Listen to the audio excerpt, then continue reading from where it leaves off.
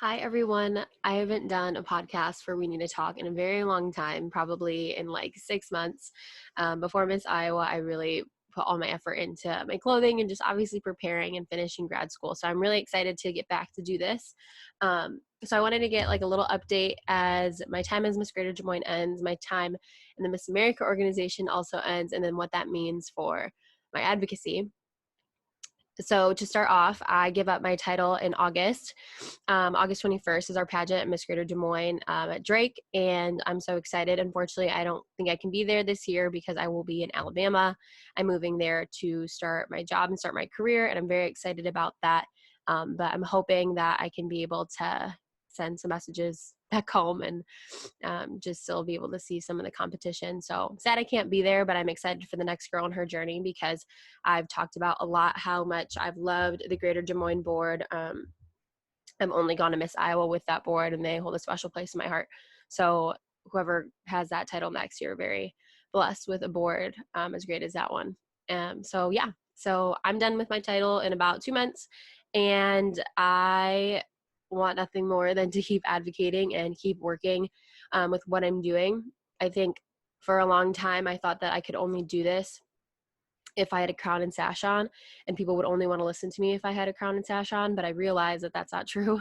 I want to continue to be able to do all the things that I do, expand my clothing line. I'm working towards developing this into a podcast that will be on either Spotify or Apple Podcast.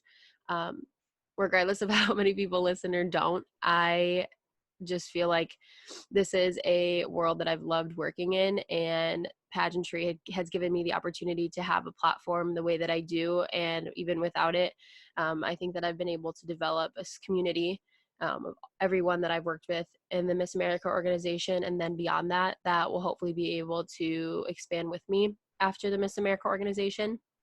So yeah, I am excited to be able to grow all of what was once called You Better Not Less. Now it's called NEDA.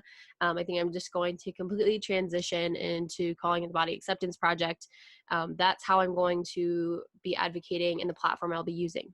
So once Miss Greater Des Moines, that Instagram will be obviously shut down after August. I will be moving towards Body Acceptance Project. I'll put it right here on the screen of where you can find that. And that is how I'll be using my platform to work with eating disorder education and prevention, which is also my clothing line, which is where you can find all the information about that and my podcast hopefully coming up soon. So I just wanted to come on here and say thank you to everyone who has, once worked with me, supported me, been there, and just thank you to all the girls who have ever worked with in the Miss America organization in Iowa. There's a reason why I kept competing in Iowa, not Illinois, and that's because of the girls and the Miss Iowa board. There's no comparison into the women that are in that state and the support, the local directors, everything. Um, that's why I stayed in Iowa and wanted to compete there. And that's why I wanted to be Miss Iowa, even though I was an Illinois native, because that had truly become my home, because the Miss America organization is what made me feel comfortable in Iowa and find my home there. So just a big thank you from the bottom of my heart. I've had a great journey here, competing here for the past 4 years. And it's a bittersweet ending. Well, it's an ending that, I hoped for a different outcome. That is okay, because everything happens for a reason. I had a job going into Miss Iowa, and that was a big conflict of if I was going to pursue my job or Miss Iowa. And so I teetered back and forth of whatever's meant to be. If I win, then I'm meant to pursue Miss Iowa. And if I don't, then I'm meant to pursue my job working as an athletic trainer with an amazing school. And everything happened for a reason. So I'm really happy that it turned out the way that it did, because I know that this is meant to be my path. That doesn't mean that I still can't advocate. Everyone, if you have any recommendations, anything that you'd want to see, this is my life. I mean, I would do this. I'll be doing this for the rest of my life, advocating for eating disorders. And eventually, when I have a family and no longer work in athletic training, I will transition to working full-time in advocacy for eating disorders. I mean, I even work with it now in athletic training with athletes. So yeah, this is like my biggest passion in life. So feedback is always appreciated of what you guys would love to see, clothing wise, podcast wise, anything that you guys would love to see. Please let me know. Because like I said, I had all of these goals as if, if I won Miss Iowa, this is what I would do. I'm going to start a podcast, and I'm going to be able to be on Spotify. and I'm going to give my full-blown effort to my clothing and develop that into a legitimate small business. And then when I didn't win Miss Iowa, I was like, well, now I can't do any of those things. So what do I do?